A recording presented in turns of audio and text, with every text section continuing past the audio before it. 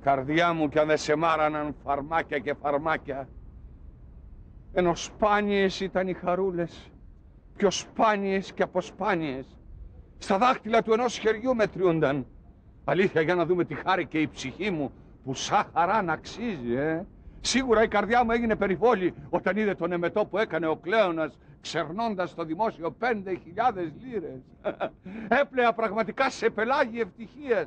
Αλλά σε λίγο πάλι φαρμακώθηκα, αυτή τη φορά στο θέατρό μας.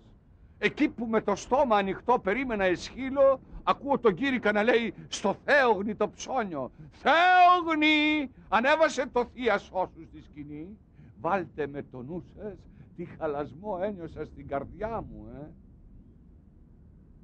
Για δε σήμερα, ημέρα Γενικής Συνέλευσης, που ήταν αρχίσει πρωί-πρωί και ψυχή στην πνίκα. Οι πολίτες κουβεντολόι στην αγορά να βολτάρουν όσο μπορούν πιο μακριά από τα όργανα της τάξεως και τα φρεσκοβαμμένα τους καμτσίκια. Ούτε οι Πριτάνης πήραν τις θέσεις τους. Αλλά θα μας έρθουν καθυστερημένοι και ύστερα σκουντήματα να δουν τα μάτια σας. Ποιος να πάρει την πρωτοκαθεδρία, ένα μπουλούκι όλοι τους, ένα σχήμαρος αφρισμένος. Αλλά για την ειρήνη πώς θα την πετύχουμε? Πέρα βρέχει! Αχ, Αθήνα μας!